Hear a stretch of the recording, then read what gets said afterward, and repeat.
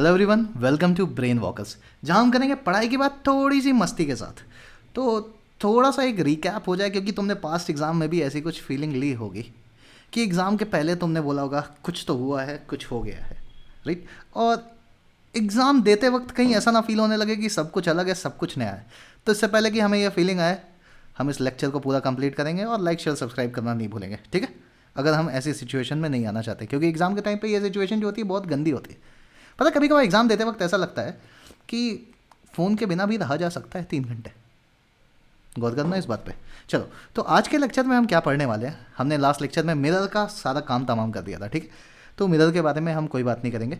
तो अभी हम नया लेक्चर स्टार्ट करने वाले हैं रिफ्रैक्शन टॉपिक पे, ठीक है। तो हम यहाँ पे रिफ्रैक्शन को समझेंगे। जैसा हमने रिफ्लेक्शन में पढ़ा था कि जो लाइट रेज है किस तरह से बिहेव करती हैं, वैसा ही हम रिफ्रैक्शन में भी समझेंगे कि अलग अलग मीडियम में लाइट रेज का बिहेवियर किस तरह से होता है। और यहाँ पे हमारे पास स्नेल्स लॉ है, वहाँ पे हमारे पास लॉज ऑफ रिफ्लेक्शन था, यहाँ पे लॉज ऑफ रिफ्रैक्शन के नाम पे हमारे पास स्नेल लॉ है, ठीक है। और उसके बाद हम कुछ रिलेशन समझेंगे कि refractive index, optical density, bending of light और स्पीड ऑफ लाइट के बीच में क्या रिलेशन है। ऑप्टिकल डेंसिटी के बारे में थोड़ी सी चर्चा होगी और लास्ट में refraction through a glass slab हम पढ़ के इस लेक्चर को पूरी तरह से खत्म कर देंगे। तो रिफ्रैक्शन एक ऐसा फेनोमेना है ना, जिसमें क्या होती है कि लाइट जब एक मीडियम से दूसरे मीडियम में जाती है तो वो बेंड होती है, ठीक है।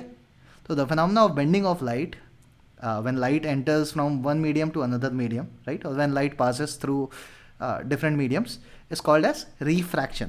तो जो ये हमने ये सारी चीज़ें बहुत कॉमन देखी है ना हमने, कि हम पेंसिल देखते हैं, पेंसिल बेंड हुई रहती है। सो इन सब चीज़ों के पीछे रिस्पॉन्सिबल कौन सी चीज़ है, जो फिनोमेना इन सब चीज़ों के पीछे रिस्पॉन्सिबल है, वो होता है रिफ्रैक्शन। तो थोड़ा सा इसको अच्छे तरीके से समझते हैं।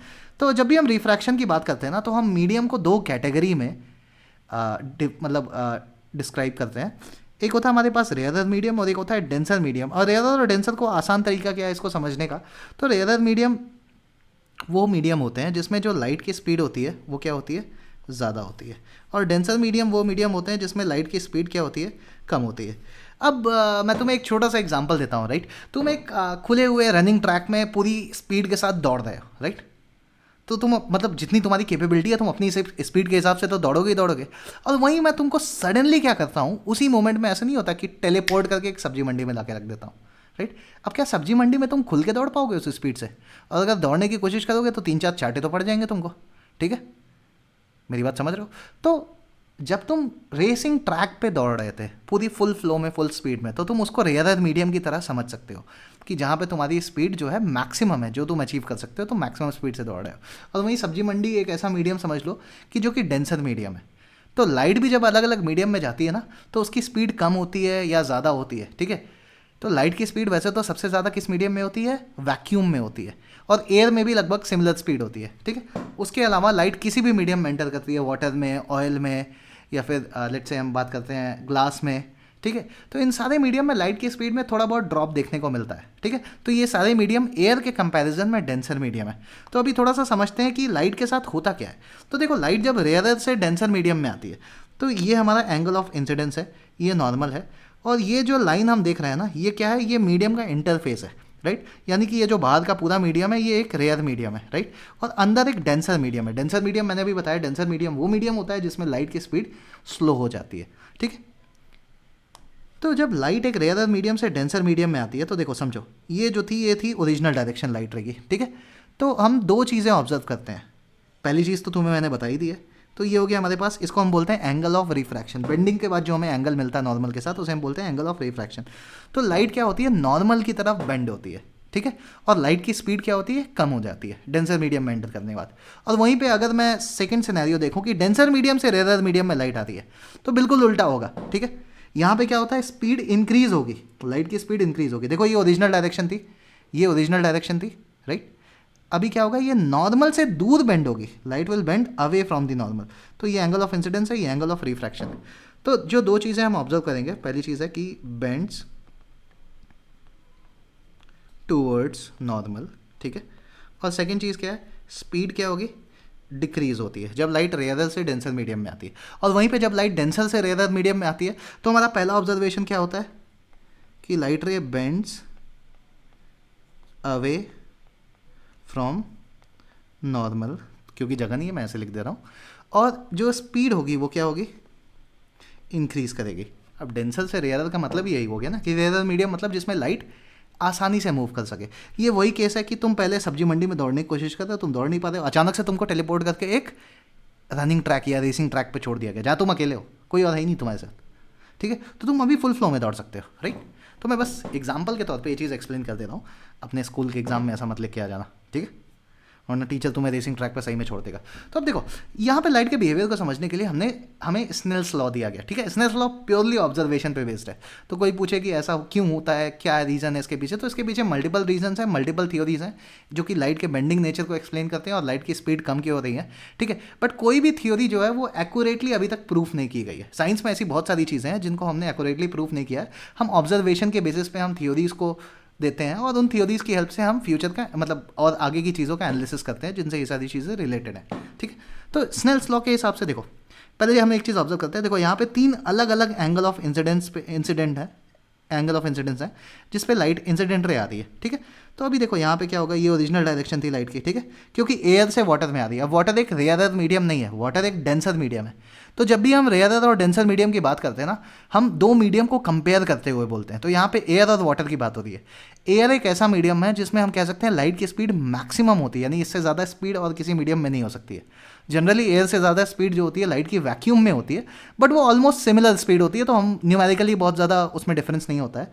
तो न्यूमेरिकल कैलकुलेशन के लिए हम बोलते हैं एयर और वैक्यूम में लाइट की स्पीड सेम होती है और वही लाइट की मैक्सिमम स्पीड है, ठीक है। बाकी सारे मीडियम में लाइट की स्पीड में थोड़ा थोड़ा ड्रॉप देखने को मिलेगा। तो अगर मैं कंपेयर करता हूँ एयर और वाटर को, तो वाटर कैसा मीडियम है, वाटर एक डेंसर मीडियम है एयर के कंपैरिजन में। तो क्या होगा, लाइट रे थोड़ी सी बेंड होगी, राइट। हम ऐसा कुछ बेंड देखेंगे तो ये हमें मिला एंगल ऑफ रिफ्रैक्शन R1, ठीक है। सेकंड सिनेरियो में देखो, ये लाइट की ओरिजिनल डायरेक्शन थी, ठीक है। अभी लाइट रे यहाँ पे भी थोड़ी सी बेंड होगी, ठीक है, और ये बेंड हुई और हमें मिला एंगल ऑफ रिफ्रैक्शन R2। तीसरे सिनेरियो में देखो तो ये इसकी ओरिजिनल डायरेक्शन थी। अब अगेन यहाँ पे हमको बेंडिंग देखने को मिलेगी, राइट, और ये बेंडिंग के बाद हमें क्या मिला, यहाँ पे एंगल ऑफ रिफ्रैक्शन R3।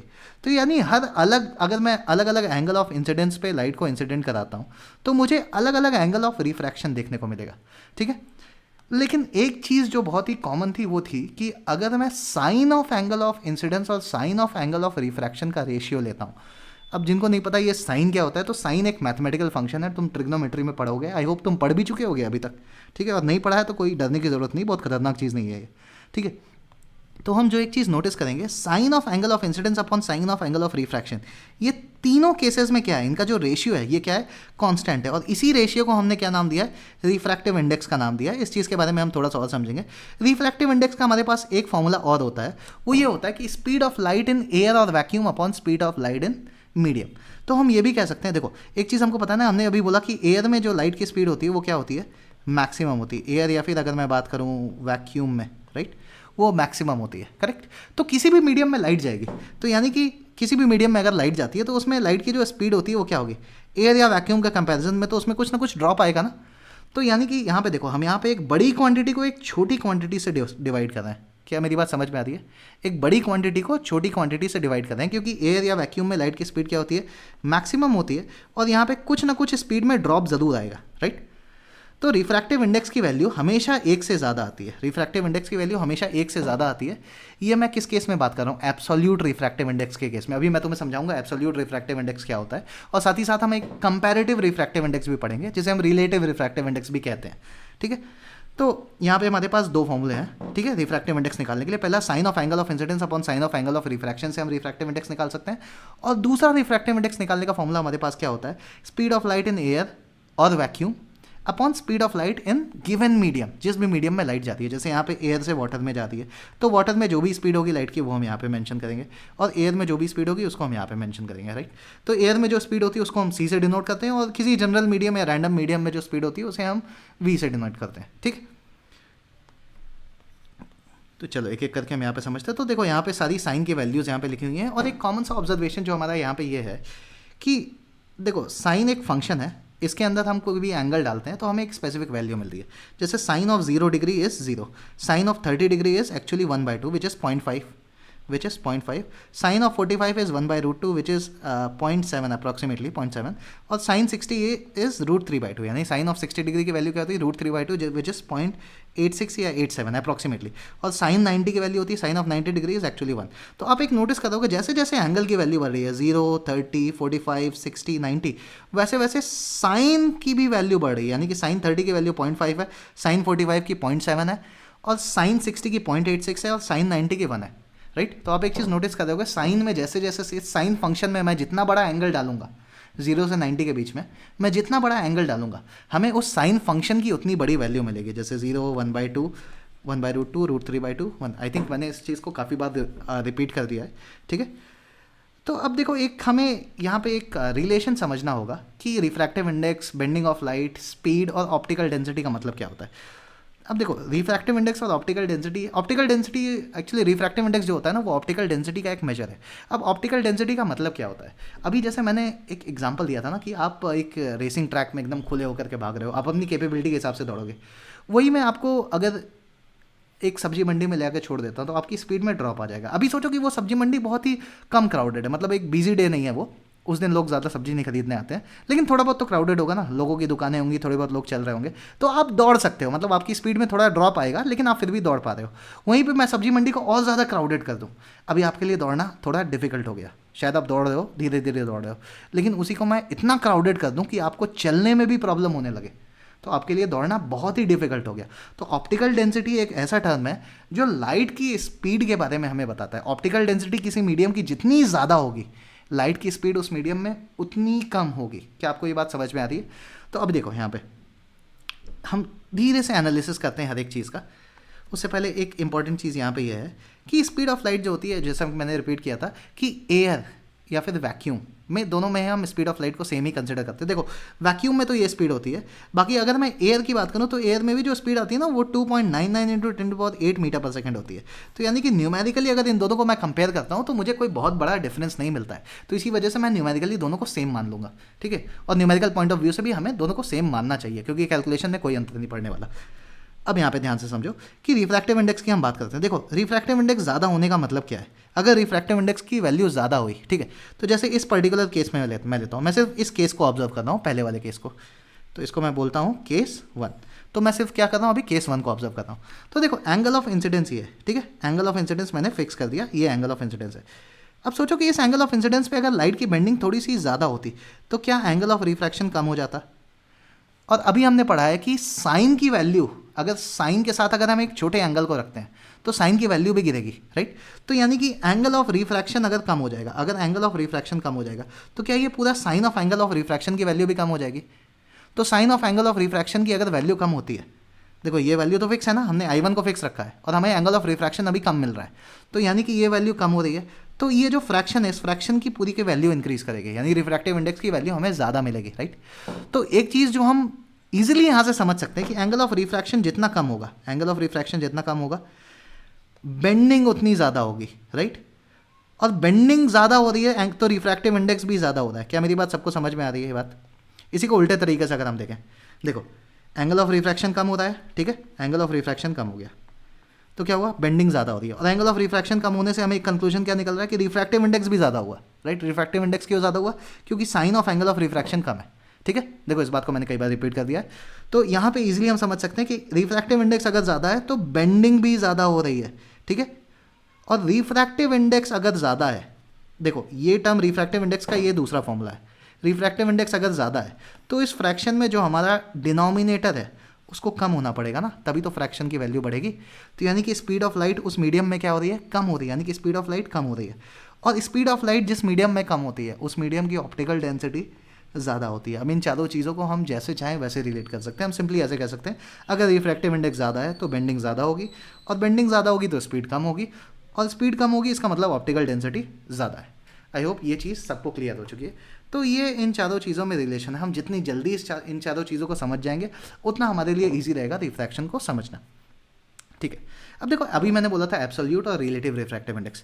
तो एब्सोल्यूट का मतलब क्या होता है, देखो जब भी हम किसी चीज़ की बात करते हैं तो हम एक स्टैंडर्ड के रेफरेंस में बात करते हैं ना. जैसे मैं डेंसिटी के बारे में बात करता हूँ तो हमने क्या किया है, हम किसी भी चीज़ की डेंसिटी को कंपेयर करते हैं तो हम वाटर के रिस्पेक्ट में करते हैं, आई होप आपको ये बात समझ में आ रही होगी। वाटर के रिस्पेक्ट में क्यों करते हैं, क्योंकि वाटर की डेंसिटी क्या होती है 1 किलोग्राम पर लीटर, राइट, या 1 ग्राम पर सेंटीमीटर क्यूब, यानी कि 1 kg of water is having a volume of 1 litre, right. तो कोई भी डेंसिटी होती है 2.2 किलोग्राम पर लीटर, 3.7 किलोग्राम पर लीटर, तो वाटर की डेंसिटी जो है हम स्टैंडर्ड मानते हैं, इसलिए रिलेटिव डेंसिटी में भी हम किसी भी मटेरियल की डेंसिटी को हम वाटर से ही कंपेयर करते हैं। तो उसी तरीके से हम जब भी किसी मीडियम का रिफ्रैक्टिव इंडेक्स कंपेयर कर जब भी हम एब्सोल्यूट की बात करते हैं ना, तो हमने एयर को एज अ स्टैंडर्ड मान लिया। एयर को क्या मान लिया हमने, एज अ स्टैंडर्ड मान लिया। तो एयर का रिफ्रैक्टिव इंडेक्स को हमने मान लिया है 1। अब देखो यहाँ पे कि किसी भी मीडियम का रिफ्रैक्टिव इंडेक्स क्या होता है, sine I by sine R, right, refractive index of a medium. इसको लिखने का दूसरा तरीका क्या होता है, सी बाई वी। सी का मतलब speed of light in air upon speed of light in the given medium. अगर आपको कन्फ्यूजन होती है, मैं फिर से ये चीज़ दिखा दे रहा हूँ। तो रिफ्रैक्टिव इंडेक्स का स्टैंडर्ड रिप्रेजेंटेशन ये होता है, मैंने आपको बताया भी था, ये एब्सोल्यूट रिफ्रैक्टिव इंडेक्स है, ठीक है। तो इसी को हम क्या बोलते हैं, रिफ्रैक्टिव इंडेक्स ऑफ मीडियम। अब यहाँ पे एक चीज़ छुपी हुई है, रिफ्रैक्टिव इंडेक्स ऑफ मीडियम का मतलब सिर्फ रिफ्रैक्टिव इंडेक्स ऑफ मीडियम ही नहीं होता है, इसका मतलब ये भी होता है कि हम रिफ्रैक्टिव इंडेक्स ऑफ मीडियम की जब भी बात करते हैं, हमने जैसे लिख दिया ये मीडियम कुछ भी हो सकता है, ग्लास भी हो सकता है, वाटर भी हो सकता है, ऑयल भी हो सकता है। तो अगर मैं रिफ्रैक्टिव इंडेक्स ऑफ ग्लास बोल रहा हूँ, सिर्फ ग्लास बोल रहा हूँ, राइट, तो मैं refractive index of glass with respect to air बात कर रहा हूँ, ये एयर यहाँ पे छुपा हुआ है, राइट। और refractive index of glass with respect to air या फिर refractive index of a medium with respect to air का मतलब क्या होता है, refractive index of medium upon refractive index of air, right. तो जब भी मैं बोलूँगा रिफ्रैक्टिव इंडेक्स ऑफ ग्लास, तो ऑटोमेटिकली उसमें refractive index of glass with respect to air है। अब क्योंकि एयर का रिफ्रैक्टिव इंडेक्स 1 होता है, तो refractive index of glass upon 1 या फिर refractive index of medium upon 1, refractive index of medium ही कहा जाएगा ना। तो ये चीज़ बस समझाने के लिए है। अब इसी को और बेटर तरीके से समझने के लिए हमारे पास एक टर्म आता है रिलेटिव रिफ्रैक्टिव इंडेक्स, जिसमें हम दो अलग अलग मीडियम्स का रिफ्रैक्टिव इंडेक्स कंपेयर करते हैं। और यहाँ पे दूसरा मीडियम एयर नहीं होता है, वो कुछ भी हो सकता है। हम ग्लास और वाटर का रिफ्रैक्टिव इंडेक्स कंपेयर कर सकते हैं, हम मिल्क और लेट्स से कोई भी और मीडियम हो, मिल्क और ऑयल का रिफ्रैक्टिव इंडेक्स कंपेयर कर सकते हैं, ऑयल ग्लास हो सकता है, ठीक है। तो इसको डिफाइन करने के लिए हमने यहाँ पे एक वैल्यू दे दी है N21। अब N21 का मतलब क्या होता है, refractive index of medium 2 with respect to refractive index of medium 1। तो हम इसे इस तरह से लिखेंगे N2 अपॉन N1। तो N2 का मतलब क्या है, अब ये N2 कुछ भी हो सकता है ना, मीडियम 2 क्या हो सकता है, जैसे यहाँ पे दिया हुआ है कि medium 1 is a rare medium and medium 2 जो है डेंसर मीडियम है। तो हम सबको पता है ना कि N2 की वैल्यू ज़्यादा है, यहाँ से तो हम सबको पता है ना कि N2 की वैल्यू जो है ज़्यादा है और N1 की वैल्यू कम होगी। तो ये जो N21 की वैल्यू आ रही है, this is something which is we can say कि this which is greater than 1 यहाँ पे, करेक्ट। अब यहाँ पे जो ये N2 लिखा है ना, ये N2 क्या हो सकता है, लेट्स से N2 जो है ग्लास है और ये क्या है, ये this is water, right. Water is the rare medium when you compare it with glass, right. तो अगर यहाँ पे N2 की अगर हम बात करें, तो ये अगर ये N ग्लास है, तो आपको ऑटोमेटिकली समझना चाहिए refractive index of medium with respect to air हम बात कर रहे हैं। जब भी हम सिर्फ मीडियम को डायरेक्टली लिखते हैं तो that is refractive index of a medium with respect to air. और यहाँ पे अगर ये वाटर है तो this is refractive index of water with respect to air, ठीक है। तो इस चीज़ में किसी तरह का कोई कन्फ्यूजन हमें नहीं होना चाहिए, राइट। तो N21 को हम एक और तरीके से लिख सकते हैं कि N2 की वैल्यू क्या होती है, जैसे N2 हमने कोई भी मीडियम बोला, N2 is a random medium, 2 could be a glass, right.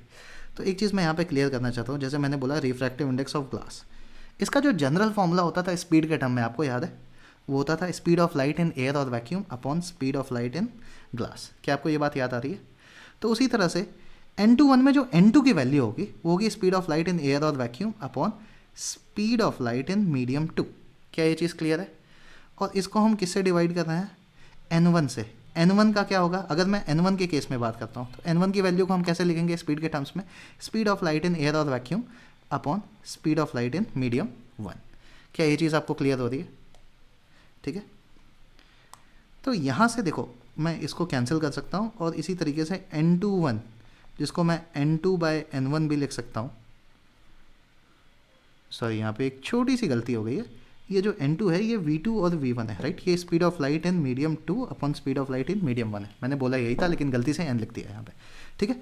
तो इसकी वैल्यू क्या आएगी, इसकी वैल्यू आएगी V1/V2, राइट। तो ये स्नेल्स लॉ से हमें एक इंपॉर्टेंट चीज़ यहाँ पे मिली है, ठीक है। अब एब्सोल्यूट रिफ्रैक्टिव इंडेक्स का मतलब क्या है ना, देखो रिफ्रैक्टिव इंडेक्स की वैल्यू जो होगी हमेशा 1 से ज़्यादा होगी, हमेशा क्या होगी, 1 से ज़्यादा होगी। और रिफ्रैक्टिव इंडेक्स एक्चुअली हमें एक फैक्टर बताता है, जब भी हम एब्सोल्यूट रिफ्रैक्टिव इंडेक्स की बात करते हैं रिफ्रैक्टिव इंडेक्स हमें एक फैक्टर बताता है जिससे स्पीड ऑफ लाइट रिड्यूस हो रही है। जैसे मैंने बोला कि स्पीड ऑफ लाइट एयर या वैक्यूम में 3 × 10⁸ मीटर पर सेकेंड होती है, राइट। तो अगर मैंने बोला किसी मीडियम का रिफ्रैक्टिव इंडेक्स 2 है तो उसमें स्पीड ऑफ लाइट हाफ हो जाएगी। देखो याद करो, रिफ्रैक्टिव इंडेक्स क्या होता है, c/v होता है। तो यहाँ से मुझे v की वैल्यू क्या मिलेगी, c/2, यानी कि उस पर्टिकुलर मीडियम में जो स्पीड ऑफ लाइट है एयर के रिस्पेक्ट में उसकी हाफ स्पीड होगी, राइट, यानी 1.5 × 10⁸ मीटर पर सेकेंड हो जाएगी, राइट। तो रिफ्रैक्टिव इंडेक्स एक्चुअली एक फैक्टर होता है जिससे कि स्पीड ऑफ लाइट डिक्रीज हो रही है विद रिस्पेक्ट टू एयर, जब भी हम एब्सोल्यूट रिफ्रैक्टिव इंडेक्स की बात करते हैं।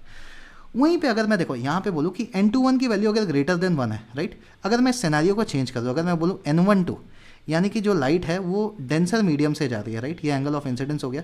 अगर डेंसर से रेयर मीडियम में जा रही है तो हम सबको पता है क्या होता है ना कि वो नॉर्मल से अवे, देखो ये उसकी ओरिजिनल डायरेक्शन है, अभी जो बेंडिंग होगी that will be away from the normal, so this will be the angle of refraction, correct. तो n12 की वैल्यू क्या आएगी, n1/n2, राइट। और क्योंकि हमको पता है n21 की वैल्यू ग्रेटर देन 1 है, तो n12 की वैल्यू, क्योंकि n2 की वैल्यू ज़्यादा है और n1 की वैल्यू कम है, because n1 is the rare medium, right. So n12 is actually having a value of less than 1, right. तो एक और डिफरेंस यहाँ पे समझने को मिलेगा कि एब्सोल्यूट रिफ्रैक्टिव इंडेक्स की जो वैल्यू होती है, जो हमारे एब्सोल्यूट रिफ्रैक्टिव इंडेक्स की वैल्यू होती है, वो ऑलवेज ग्रेटर देन 1 होगी, राइट। और वहीं पे मैं अगर रिलेटिव रिफ्रैक्टिव इंडेक्स की बात करता हूँ तो वो 1 से छोटी भी हो सकती है और 1 से ज़्यादा भी हो सकती है, राइट। तो इस चीज़ पे हमेशा ध्यान देना। कई बार ऐसे क्वेश्चन आते हैं कि क्या रिफ्रैक्टिव इंडेक्स कभी भी 1 से बड़ा हो सकता है, तो आपको यहाँ पे हमेशा एक चीज़ जो ढूंढनी होगी कि हम एब्सोल्यूट रिफ्रैक्टिव इंडेक्स की बात कर रहे हैं या फिर रिलेटिव रिफ्रैक्टिव इंडेक्स की बात करें। और हाँ, इस फॉर्मूले का यूज़ करके कई सारे क्वेश्चन हम सॉल्व कर सकते हैं। जब हमें ये दिया होगा कि एक मीडियम का रिफ्रैक्टिव इंडेक्स ये है, उसमें कुछ स्पीड है लाइट की, और दूसरे मीडियम का रिफ्रैक्टिव इंडेक्स ये है, तो दूसरे मीडियम में लाइट की स्पीड क्या होगी, तो हमें डायरेक्टली ये फॉर्मूला यूज़ करना है, हम बार बार इतनी सारी चीज़ों के थ्रू नहीं जाएंगे, ठीक है। तो ये हम एनसीईआरटी के क्वेश्चन सॉल्व करेंगे, उसमें हम इन सारी चीज़ों को और अच्छे से समझ लेंगे। अब देखो ऑप्टिकल डेंसिटी को यहाँ पर समझते हैं, ठीक है, कि ऑप्टिकल डेंसिटी का मतलब क्या होता है एक्चुअली। तो या ऑप्टिकल डेंसिटी और मास डेंसिटी के बीच में किसी तरह कोई रिलेशन है, इन सारी चीज़ों को हम समझते हैं, ठीक है। तो अब देखो एक सिंपल सा ऑब्जर्वेशन हमारे पास ये होता है कि अगर मैं ऑयल और वाटर को मिक्स करूँ तो मैं नोटिस करूँगा कि ऑयल जो है टॉप पे फ्लोट करेगा और वाटर जो है बॉटम पे रहेगा, राइट। तो इसका मतलब क्या हो गया, मास डेंसिटी जो है ऑयल की कम है और वाटर की मास डेंसिटी ज़्यादा होती है। ये चीज़ क्लियर है सबको, इस चीज़ में किसी को किसी तरह का डाउट नहीं होना चाहिए, राइट। हम सब ने देखा है ना, अगर घर में कभी सब्जी वब्जी बनाने की कोशिश की होगी तो आप सभी ने ये चीज़ को नोटिस किया होगा कि ऑयल हमेशा वाटर के ऊपर फ्लोट करता है, राइट। तो अभी हम क्या करते हैं, हम सेम एंगल ऑफ इंसिडेंस के थ्रू लाइट को इंसिडेंट कराते हैं। ये हमारा ऑयल हो गया और ये हमारा वाटर हो गया, राइट। तो यहाँ पे जो हमारा ऑब्जर्वेशन रहेगा, देखो क्योंकि एयर जो है रेयर मीडियम है तो लाइट डेफिनेटली बेंड करेगी, ठीक है। तो ये एंगल ऑफ इंसिडेंस हो गया, ये हो गया angle of refraction in case of water, right. और ऑयल के केस में भी लाइट रे बेंड करेगी। तो जो कॉमन सा ऑब्जर्वेशन वो ये था ना कि ऑयल के केस में जो एंगल ऑफ रिफ्रैक्शन था वो कम था, यानी ऑयल के केस में बेंडिंग ज़्यादा हो रही थी। और अभी हमने पढ़ा है कि अगर बेंडिंग ज़्यादा हुई, राइट, तो इसका मतलब क्या हो गया, उस मीडियम का जो रिफ्रैक्टिव इंडेक्स भी है वो ज़्यादा हो गया। और रिफ्रैक्टिव इंडेक्स ज़्यादा हो गया इसका मतलब ऑप्टिकल डेंसिटी क्या हो गई, वो भी ज़्यादा है। ऑप्टिकल डेंसिटी ज़्यादा हो गई इसका मतलब उस मीडियम में स्पीड ऑफ लाइट कम हो गई, राइट। तो ऑयल के केस में हमने क्या नोटिस किया कि बेंडिंग ज़्यादा हो रही है, तो ऑयल का रिफ्रैक्टिव इंडेक्स भी वाटर से ज़्यादा होगा और ऑयल की ऑप्टिकल डेंसिटी भी वाटर से ज़्यादा है। ऑयल के केस में लाइट में जो स्पीड में ड्रॉप हो रहा है वो वाटर के केस के कंपैरिजन में ज़्यादा ही ड्रॉप होगा, ठीक है। तो यहाँ पे देखो एक सिंपल सी चीज़ है कि अगर मैं लिखूं कि देखो वेट डेंसिटी ऑफ ऑयल जो है वो लेस है वेट डेंसिटी ऑफ वाटर के, राइट। लेकिन जो सेकंड जो हमारा ऑब्जर्वेशन निकल के, आप ऐसे एक्सपेरिमेंट कर सकते हो, घर पे भी चेक कर सकते हो, यूट्यूब पे तमाम वीडियोस पड़े हैं, मैं भी कुछ एक्सपेरिमेंटेशन की वीडियो अगर टाइम मिला तो डाल दूंगा यहाँ पे। तो दूसरा जो ऑब्जर्वेशन आया था कि जो वेट डेंसिटी के एकदम अपोजिट जाता है वो ये है कि ऑप्टिकल डेंसिटी, ओडी का मतलब ऑप्टिकल डेंसिटी, या फिर अगर मैं बात करूँ refractive index is actually a measure of optical density, right, of oil is greater than optical density of water, right, या फिर refractive index of water, right। तो बहुत सारे ऑयल हैं, बहुत सारे कैस्टर ऑयल होता है, टर्पेंटाइन ऑयल होता है, राइट। अलग अलग ऑयल्स की अलग अलग रिफ्रैक्टिव इंडेक्स है, लेकिन ये जो सारे ऑयल्स हैं इनकी डेंसिटी वाटर से कम होती है, राइट। लेकिन अगर मैं इनकी ऑप्टिकल डेंसिटी की बात करूँ तो ये लाइट को ज़्यादा बेंड करने के लिए केपेबल है। लाइट इनके अंदर कैपेबिलिटी ज़्यादा है, इनके अंदर लाइट को बेंड करने की क्षमता कहीं ज़्यादा है as compare to water, right. तो इसी वजह से इनकी ऑप्टिकल डेंसिटी ज़्यादा होती है। तो यहाँ से हमें एक जो चीज़ समझने को मिलती है ना कि वेट डेंसिटी और ऑप्टिकल डेंसिटी आपस में रिलेटेड नहीं है, ये दोनों चीज़ें आपस में रिलेटेड नहीं है। इन पे भी मैं एक वीडियो बना के प्रॉपर एक्सप्लेनेशन आपको दे दूंगा, क्योंकि आपके सिलेबस में नहीं है, इसलिए मैं इस टॉपिक को यहाँ पे कवर नहीं कर रहा हूँ कि इसके पीछे का साइंस क्या है। मैं जस्ट आपको ये बताना चाहता था कि किसी मटेरियल की अगर वेट डेंसिटी ज़्यादा है तो इसका ये मतलब नहीं है कि उसकी ऑप्टिकल डेंसिटी भी ज़्यादा होगी। हो सकता है ज़्यादा हो, लेकिन इनका कोई कनेक्शन नहीं है। कभी भी आप इस चीज़ को कनेक्ट करने की कोशिश मत करना, क्योंकि वाटर की वेट डेंसिटी ज़्यादा है, इसलिए वाटर की ऑप्टिकल डेंसिटी भी ज़्यादा होगी। तो इसीलिए मैंने इस एग्जांपल को लिया था कि आपको ये चीज़ और बेटर तरीके से एक्सप्लेन कर सकूं। तो अब आता है हमारा रिफ्रैक्शन का लास्ट टॉपिक, जो कि बहुत ही इजी टॉपिक है, ठीक है। तो हमारे पास एक रेयर और एक डेंसर मीडियम है, तो हमें बस refraction through a glass slab यहाँ पे ऑब्जर्व करना है, ठीक है। तो लेट्स से कि लाइट एक पर्टिकुलर एंगल से आ रही है, तो इस एंगल को हम, क्योंकि देखो ये हमारा इंटरफेस हो गया मीडियम का। इंटरफेस का मतलब एक ऐसी बाउंड्री जो दोनों मीडियम को सेपरेट करती है, ठीक है।